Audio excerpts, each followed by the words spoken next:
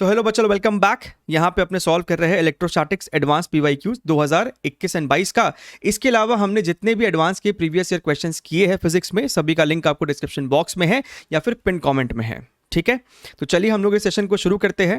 And यहाँ पे आपका सबसे पहला सवाल है 2021 का। 2021 में आपको इलेक्ट्रोस्टैटिक्स से यही एक क्वेश्चन आया था जिसमें आपको दो पार्ट्स यहाँ पे पूछे गए थे। बहुत ही स्टैंडर्ड सा सवाल है आपका। सवाल में आपसे कहता है कि आपके पास यहाँ पे, आप चाहो तो पॉज करके एक बार ट्राई भी कर सकते हैं, आपके पास जो नेगेटिव चार्ज है वो ओरिजिन पे है और पॉजिटिव चार्ज q/√3 आपको इस पॉइंट पे है। इस पॉइंट का आपको कोऑर्डिनेट दिया हुआ है, ध्यान से देखिएगा, आपको उस पॉइंट का कोऑर्डिनेट दिया हुआ है, दैट इज योर 2,0, राइट।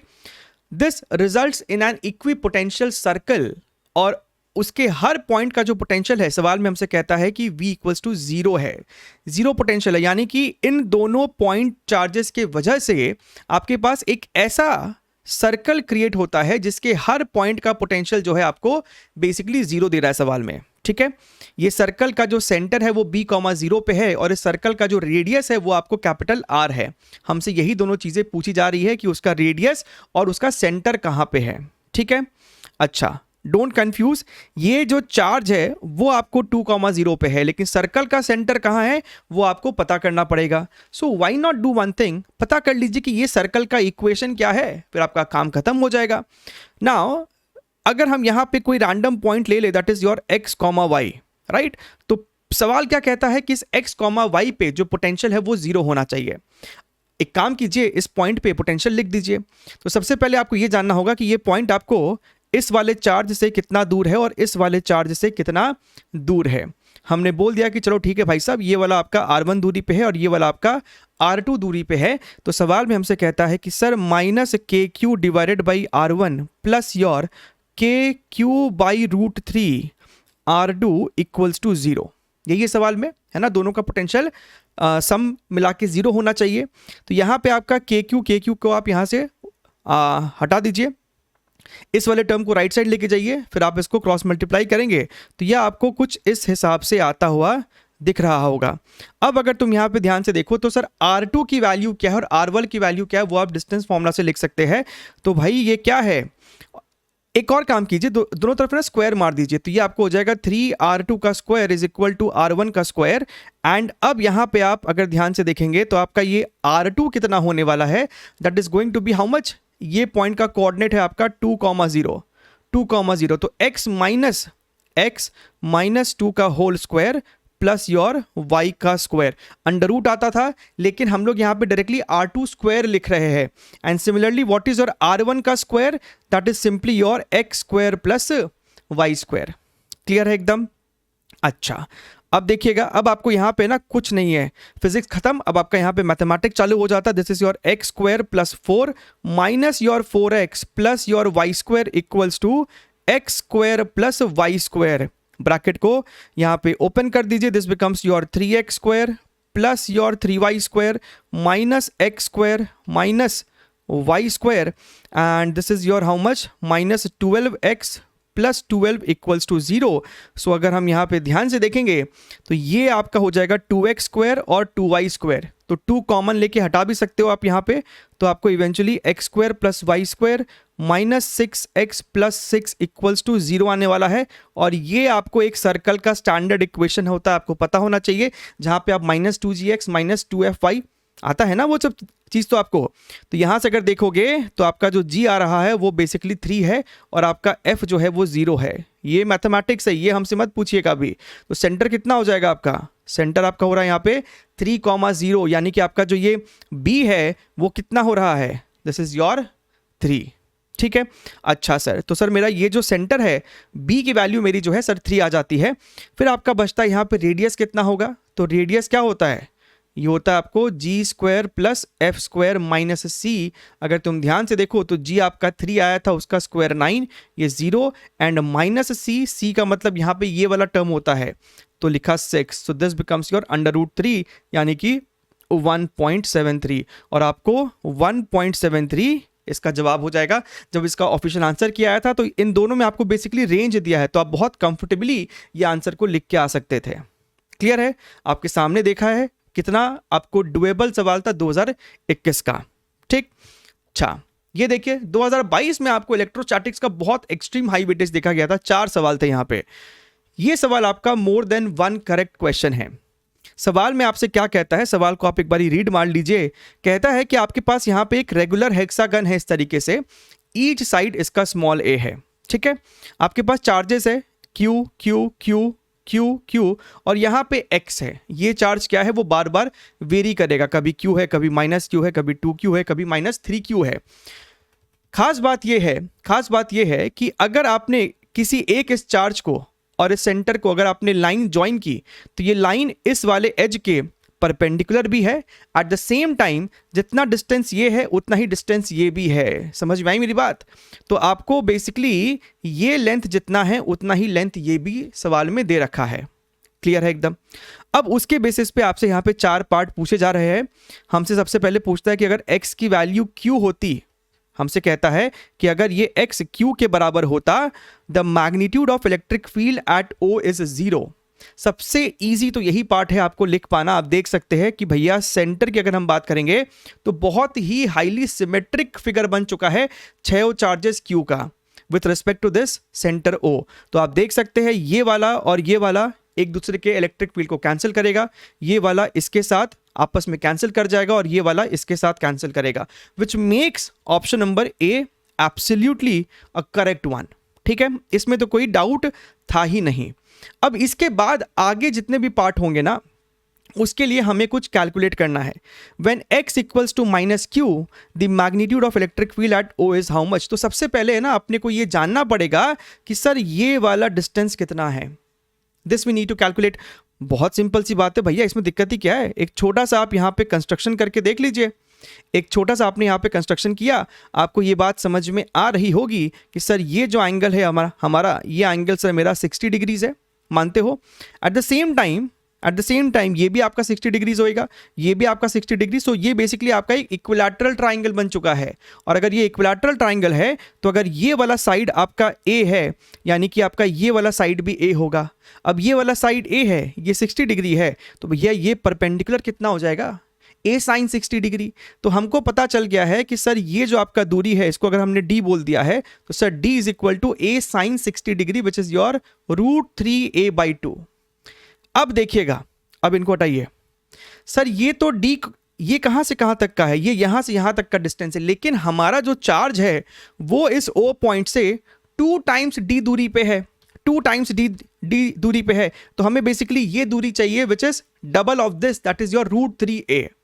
तो एक बार ये हमने फाइंड आउट कर लिया ना कि अच्छा सर ये जो आपका डिस्टेंस होने वाला है दिस इज योर √3a। सारे ही चार्जेस का जो दूरी है O पॉइंट से सर वो मेरा √3a दे रखा है। अब चलिए हम लोग आगे बढ़ते हैं। तो बी पार्ट में आपसे कहता है कि भैया यहां पे हमने नेगेटिव चार्ज रखा है, -q चार्ज आपने यहां पे रखा है। तो O पॉइंट पे हमसे इलेक्ट्रिक फील्ड पूछ रहा है। जाहिर सी बात है कि ये दोनों आपस में एक दूसरे को कट कर देंगे, कैंसिल कर देंगे। सिमिलरली ये दोनों आपस में एक दूसरे को कैंसिल करेंगे। सिर्फ आपको इन दोनों के वजह से ही इलेक्ट्रिक फील्ड O पॉइंट पे लिखना चाहिए। O पॉइंट पे इसके वजह से इलेक्ट्रिक फील्ड इधर की तरफ, इसके वजह से भी इलेक्ट्रिक फील्ड इधर की तरफ, यानी कि सर हमारा जो आंसर होगा that is going to be 2 times of E, right? 2 times of KQ divided by distance का square, that is your √3a का होल स्क्वायर यानी कि 3a स्क्वायर। ठीक है, अब आपको यहां पे क्या करना है, बस k को रिप्लेस करना है 1/4πε0 से। तो हमने यहां पे लिख दिया है 4πε0। इसको इसके साथ कट किया तो ये आपको q/6a² πε0 दिख रहा है, जो कि ऑप्शन नंबर बी में आपको दे रखा है। ठीक है एकदम भैया, ये भी आपका मैच हो रहा है, बहुत ही सही सर। चलिए इसको हटा देते हैं। अब हमसे सी पार्ट में क्या पूछा। सी में हमसे कहता है कि भैया x की वैल्यू आपको पहली बात तो 2q है। ठीक है, the potential at O is this much. अब देखिए पोटेंशियल बोल रहा है, पोटेंशियल एक स्केलर क्वांटिटी, यहाँ पे डायरेक्शंस का तो कुछ लेना देना आपको है नहीं। अगर तुम यहाँ पे ध्यान से देखोगे आपके जो भी चार्जेस है सब इक्वी डिस्टेंस है, सारे के सारे चार्ज आपको √3a दूरी पे है, √3a दूरी पे है। तो क्या करोगे sir, total potential at O point is equal to, समझिएगा यहाँ पे आपको total Q Q Q Q Q, यहाँ पे 5 क्यू और ये टोटल 2 क्यू और 7 क्यू चार्जेस है। टोटल आपको सर 7 क्यू चार्जेस है और सारे के सारे आपको चार्जेस जो है वो √3a दूरी पे ही है। तो हम लोग जो लिखते हैं ना फॉर्मूला पोटेंशियल का KQ/R, तो यहाँ पे टोटल चार्ज क्या ले लोगे, 7 क्यू ले लेना। समझ रहे हो मेरी बात को? सो this becomes your 7 Q divided by, और K की वैल्यू कितनी होती है 4 पाई एप्सिलॉन नॉट, यहाँ पे आपका √3a। देखिए आपका ऑप्शन नंबर सी भी मैच कर रहा है। ठीक है, एकदम खत्म सर। इसके बाद हमारा जो आखिरी पार्ट बचता है that is your D part. D part में हमसे कहता है कि सर x की वैल्यू जो है ना सर वो -3q है, और अब हमारा O पॉइंट पे क्या पोटेंशियल इतना है, फटाक से चेक कर लेते हैं। आपको यहीं पे दिखना चाहिए। अब आपके पास ये टोटल मिला के 5q चार्ज है और ये वाला -3q, यानी कि टोटल आपके पास चार्ज है 2q। सो 2q इंटू के डिवाइडेड बाई R, यानी कि √3a। पहली बात, आपका ये पोटेंशियल जो आ रहा है पॉजिटिव पोटेंशियल आ रहा है, और आपको यहां पे दिया हुआ है नेगेटिव ऑफ समथिंग, तो यहीं से दिखता है कि सर ये वाला तो आंसर पॉसिबल नहीं है। ठीक है एकदम। So A, B, C are the correct ones. Again आप देख सकते सवाल बिल्कुल डुएबल है, आपको बस इसे पेशेंटली एक एक ऑप्शन को चेक करना है। Now this was one of the easiest question ever asked in your JEE advanced. आपका फ्लक्स का सिमेट्रिक बेस्ड क्वेश्चन है। सवाल में आपसे कहता है कि आपके पास एक चार्ज Q है जो कि इस कोन के सरफेस के सेंटर पे है, यहां पे Q पे है। ठीक है, ऊपर में आपके पास एक हेमिस्फेरिकल डोम भी है। बढ़िया सर।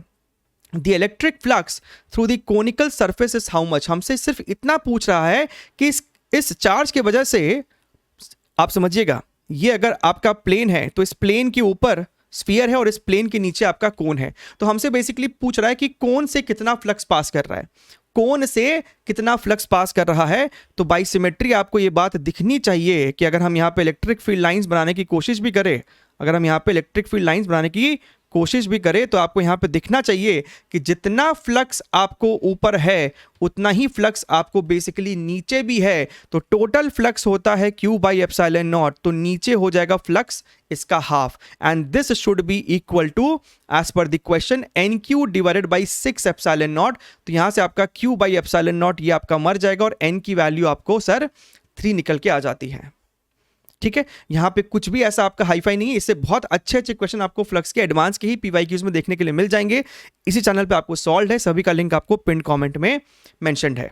ठीक है, ध्यान से देखिए, इसमें भी यहां पे भी जो आपको कॉन्सेप्ट लगने वाला है वो भी आपको बहुत ही स्टैंडर्ड सा कॉन्सेप्ट है वेरिएबल चार्ज डेंसिटी का।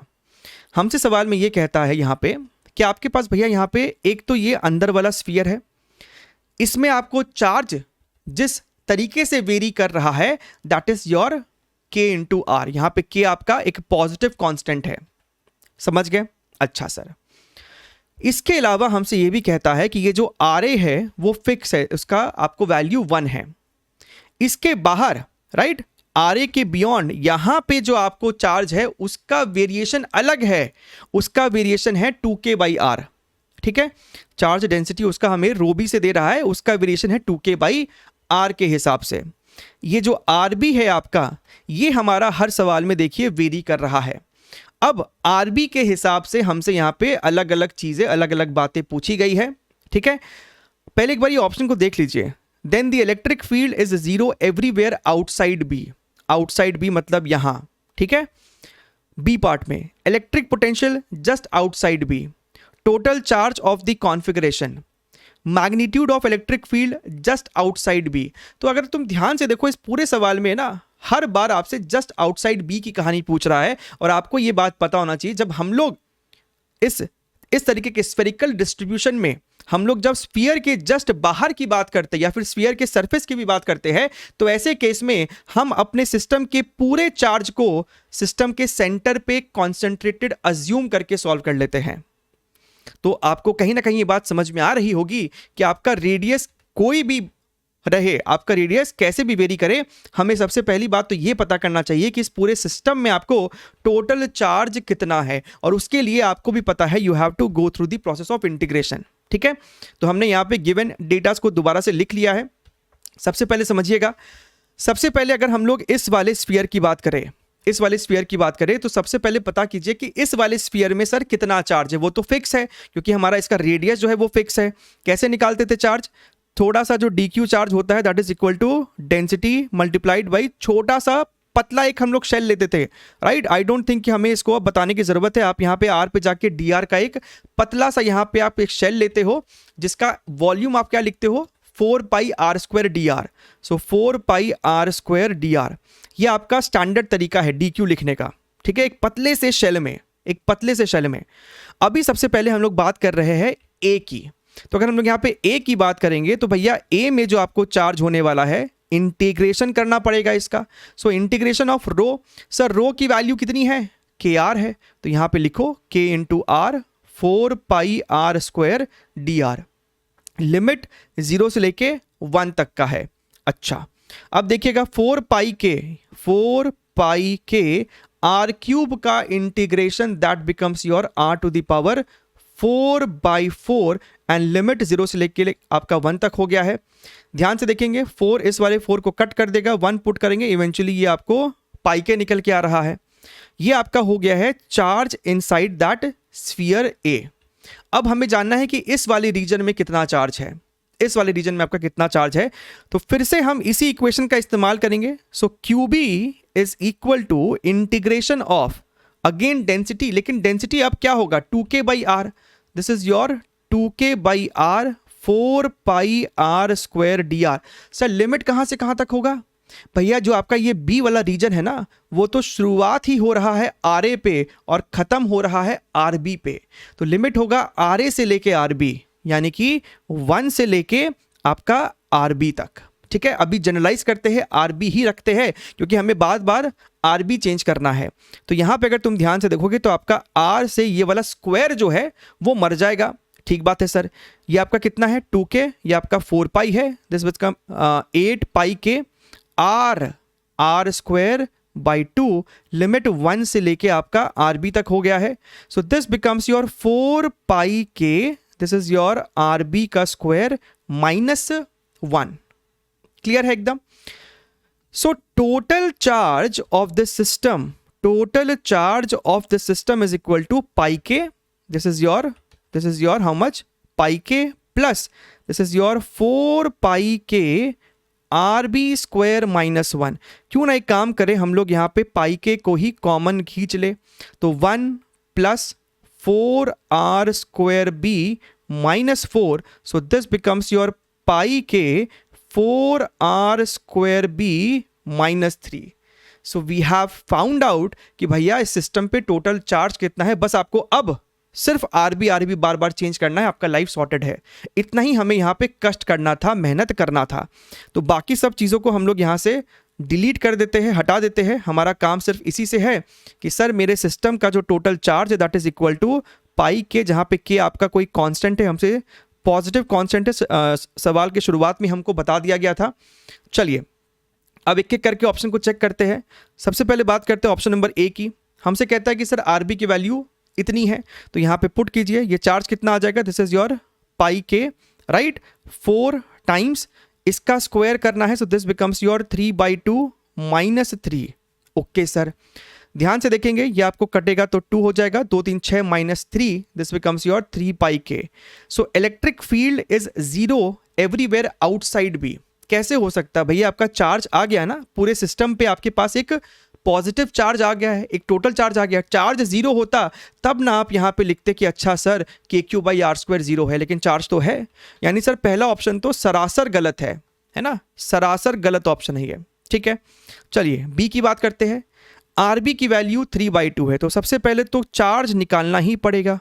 तो ये आपको कितना हो जाएगा 4 मल्टीप्लाइड बाई 3/2, यानी कि सर 9/4 माइनस योर 3। तो 4 से 4 आपका खत्म, दिस बिकम्स योर 6 पाई के। पूछा क्या हमसे, electric potential just outside. Just outside का मतलब है कि आरबी के लिए ही सॉल्व करो, आरबी के लिए ही सॉल्व करो। तो sir potential is equal to KQ by are.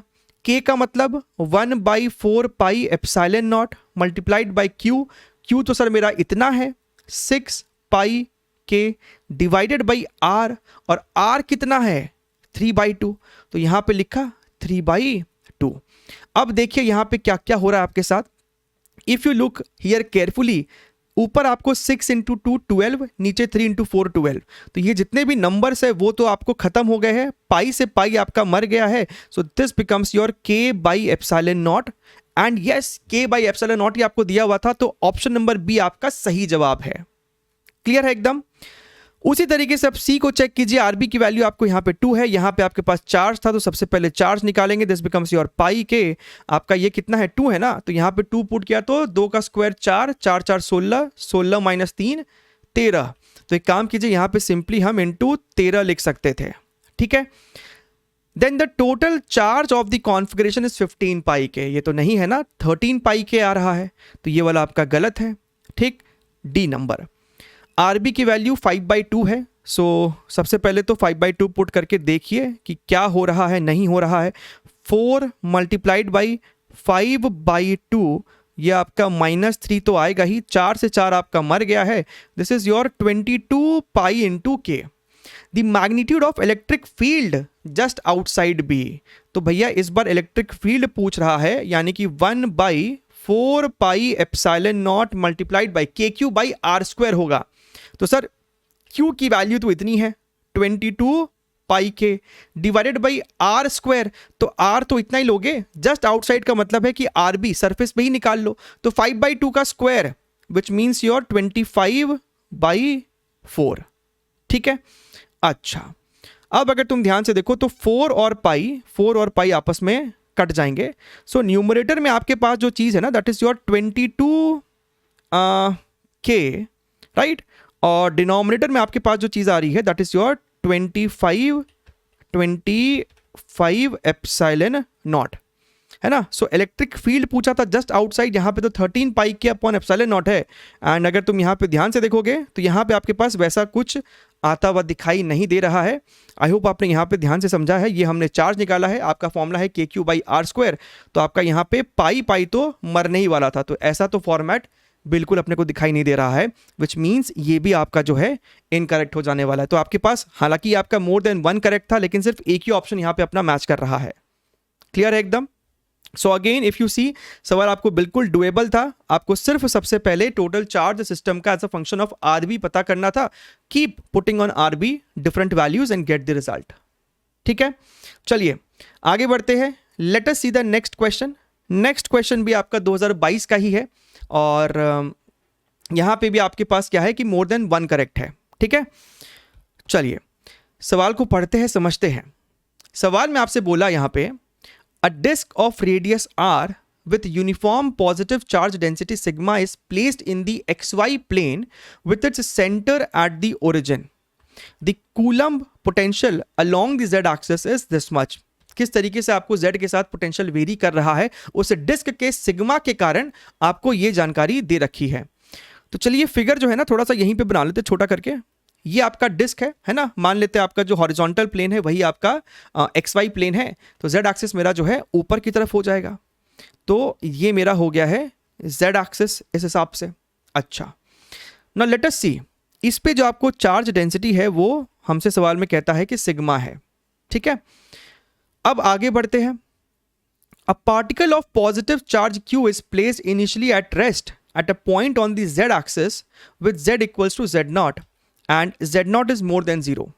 तो भैया आपको कहीं यहाँ पे, चलिए मान लेते हैं, सपोज कीजिए यहाँ पे आपका पार्टिकल है, इसका चार्ज आपको जो है Q है ना, एंड ये आपको z0 पे है, ये आपको z0 हाइट पे है। यहाँ से अगर हम हाइट की बात करें तो वो कितना है, z0 है। क्लियर है एकदम।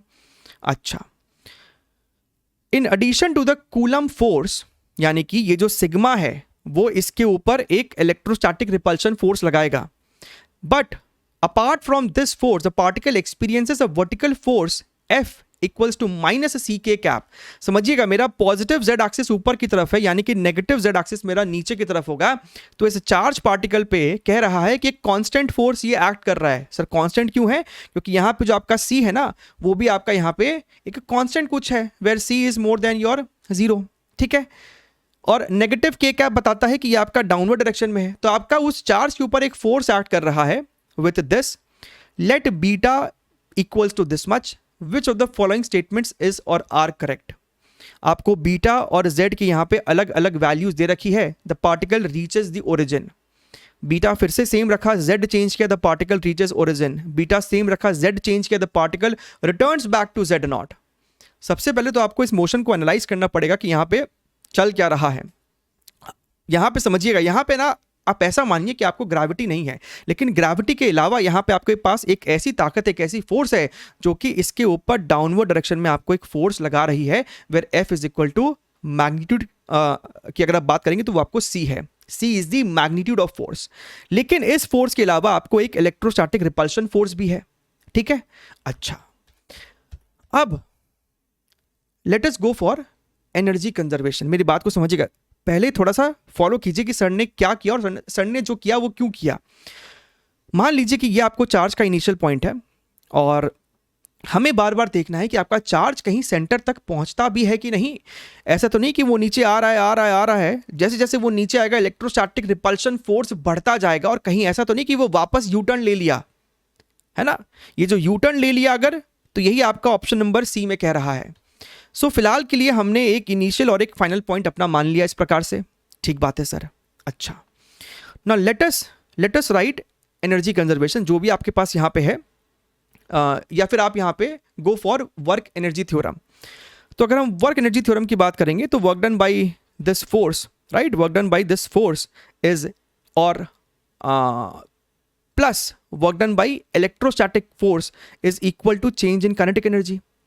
एट द सेम टाइम हम लोग ये भी जानते हैं कि आपका जो चेंज इन काइनेटिक एनर्जी होगा, शुरुआत में आपका पार्टिकल जो है वो रेस्ट पे है, सो डेल्टा के की जगह हम यहाँ पे चुपचाप लिख सकते थे हाफ mv²।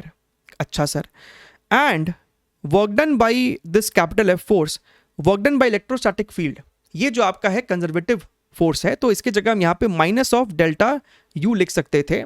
सही बात है। अच्छा, तो इस minus of delta U is equal to your half mv²। This implies work done by this force is equal to delta U plus half mv²। अब मेरी बात को समझिएगा, आपका जो ये फोर्स है उसके कारण यहां से लेके यहां तक के लिए वर्क डन कितना होगा, आपका जो फोर्स है वो भी लग रहा है डाउनवर्ड डायरेक्शन में, फोर्स लग रहा है डाउनवर्ड डायरेक्शन में, पार्टिकल का डिस्प्लेसमेंट हम लोग नीचे की तरफ ही मान रहे हैं इस इक्वेशन में, तो आपको Z0 डिस्प्लेसमेंट होगा। सो F इंटू Z0 वो आपको हो जाएगा वर्क डन, जहां पे F की वैल्यू तो C की ही बराबर है, सो ये आपको हो जाएगा C into Z0 equals to delta U। यही आपका कैच है, डेल्टा U का मतलब हो गया आपका final potential energy minus initial potential energy of this point charge Q। This is equal to Q into, और रादर Q का आप कॉमन ले लेंगे, so final potential minus your initial potential. अच्छा, इस पॉइंट पे पोटेंशियल कितना होगा, तो आपको इस इक्वेशन में Z को क्या पुट करना चाहिए, 0। तो सर पोटेंशियल फाइनल जो होगा उसके लिए आप Z को 0 पुट करेंगे तो ये आपको सिर्फ sigma R upon 2 epsilon not निकल के आ जाएगा। और जहां तक बात सर मेरी V इनिशियल की है, तो वो तो आपको हूबहू पूरा का पूरा इक्वेशन रहेगा, बस Z की जगह आपको Z0 आ जाने वाला है।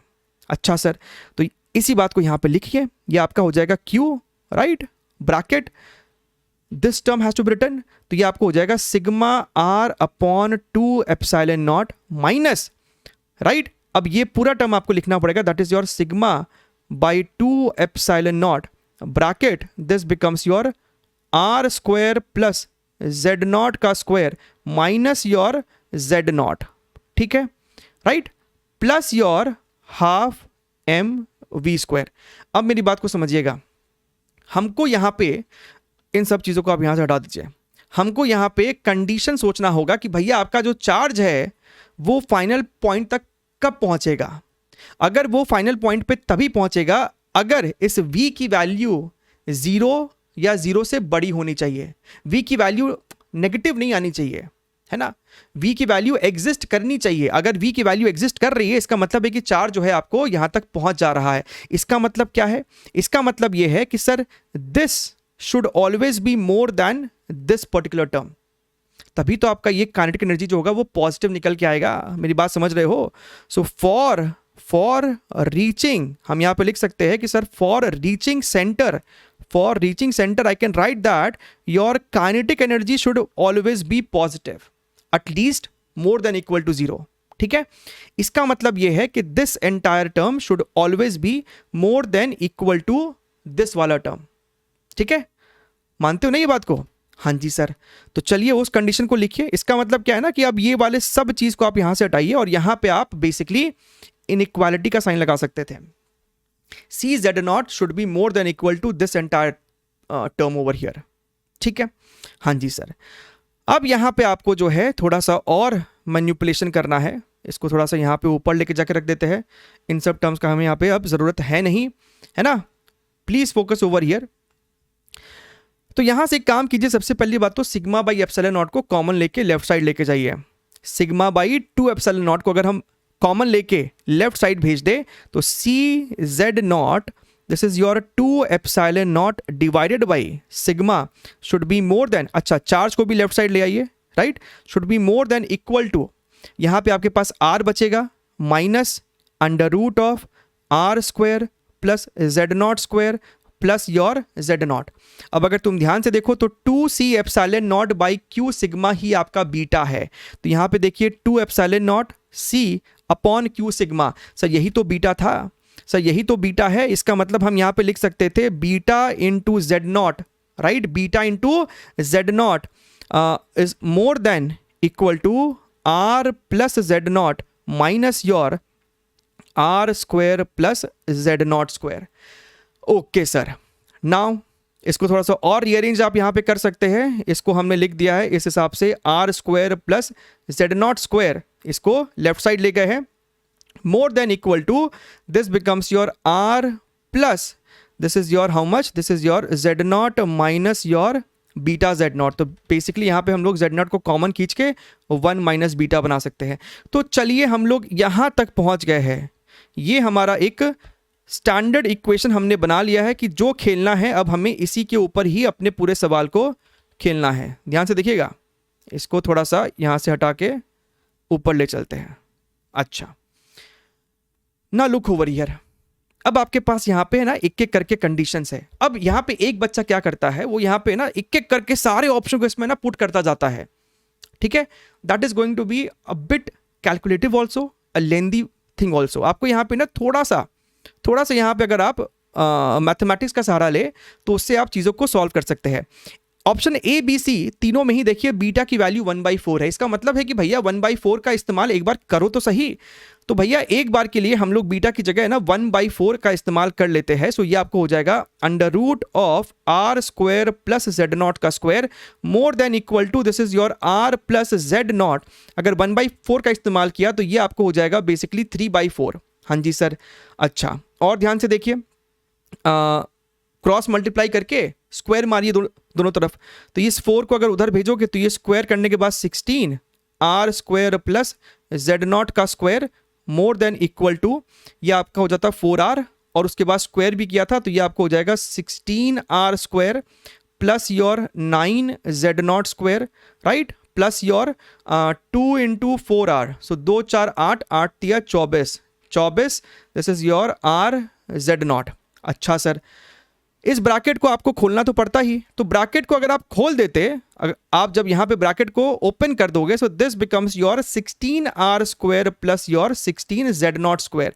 ध्यान से देखिए ये दोनों टर्म आपका जो है मर गया है एंड इस वाले को आप जब लेफ्ट साइड लेके आओगे तो ये आपको हो जाएगा 7 Z not square minus your 24r Z not is more than equal to 0। यहां से आपने जेड नॉट कॉमन लिया तो 7 Z not minus your 24r should be more than equal to 0। तो यहां से है ना आपको जेड नॉट की कौन सी रेंज के लिए आपका ये इक्वेशन होल्ड करता, ये इक्वेशन आपको होल्ड करता। तो यहां पे अगर तुम ध्यान से देखोगे तो जेड नॉट यानी 0 और एक आपको यहां से निकल के आ रहा है 24r/7। आपने मैथमेटिक्स में पढ़ा है ना, प्लस माइनस प्लस, यानी कि आपको यहीं पे समझ में आ रहा है कि Z not should be always more than equal to 24r/7। 0 से इसके बीच में आपका जेड नॉट जो है ये जो आपका टर्म है वो होल्ड नहीं करेगा और 0 से कम पे होल्ड करेगा, लेकिन Z not can not be less than 0 क्योंकि हमको शुरुआत में ही कंडीशन दिया हुआ है Z not can not be less than 0। तो हमको यहीं पे समझ में आ गया है कि Z not should always be more then 24r/7 अगर बीटा 1/4 है तो।